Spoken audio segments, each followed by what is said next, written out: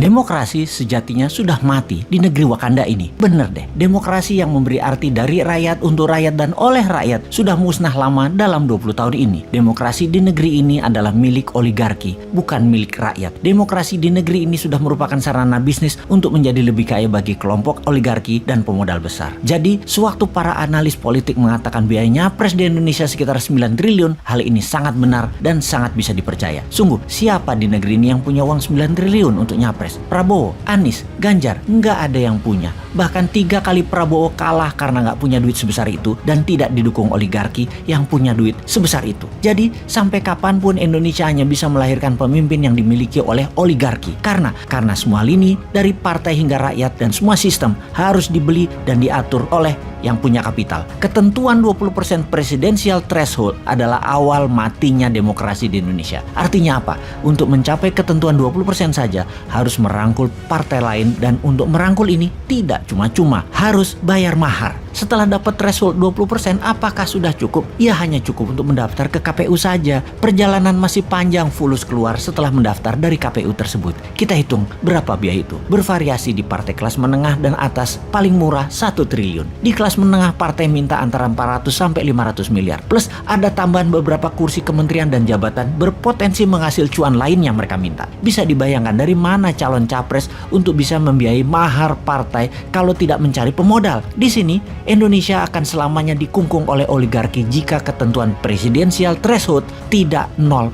Dengan ketentuan 0%, siapapun bisa maju tanpa harus tergantung dukungan partai. Dan ini bukan yang dimaui politikus yang menunggu bayaran oligarki. Setelah mempunyai perahu partai, maka tugas penting berikutnya adalah mengamankan suara. Harus punya banyak saksi, harus punya banyak duit untuk membayar uang operasional para saksi, agar para saksi itu terus-menerus menjaga kotak suara dari tingkat kampung, kelurahan, kecamatan, kabupaten, provinsi, hingga ke KPU pusat. Panjangnya jalur kotak suara untuk mencapai pusat ini membuat surat suara, terutama yang paling rawan pada saat kotak suara, sampai kecamatan ke atas karena bisa diubah atau diganti. Lalu bagaimana agar uang untuk saksi bisa dikecilkan dan surat suara tidak bisa diubah? Maka seharusnya pemilu, pilpres, pilgub, pilbub, pilwal, semua harus memakai sistem blockchain yang sampai kapanpun tidak akan pernah terjadi atau bisa terjadi selama oligar mengendalikan kapital-kapital modalnya. Jadi, mengapa ongkos nyapres mahal sekali? Karena untuk bayar mahar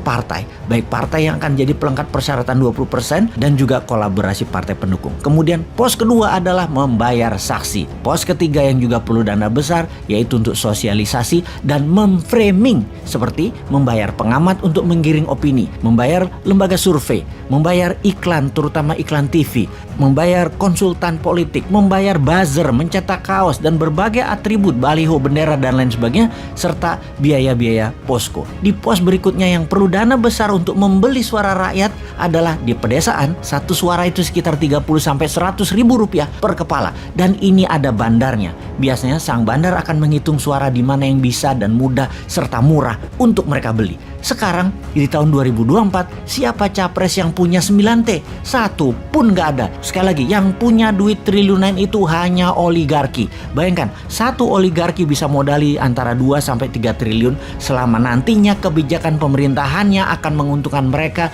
yaitu balik modal plus laba. Ya bayar 9T itu. Bagi oligarki, biaya capres yang hanya 9 triliun itu kecil. Jadi, sungguh demokrasi sudah mati di Indonesia ini, yang dibikin oleh pejabat yang berkuasa dalam 20 tahun terakhir ini bersama oligarki. Juga, mulai sekarang kita bisa jelas melihat yang anti threshold 0%, mereka adalah yang anti demokrasi dan mereka adalah agen oligarki apapun alasan mulutnya mengatakan. Singkatnya, mereka antek oligarki. Kalau benar mau demokrasi menang, jadikan threshold 0%, pastikan blockchain sebagai hitungan alat suara, lalu menangkan New Mind di 2024 karena Bosman tidak akan terbeli oleh oligarki. Di kantongnya ada 11.000 triliun.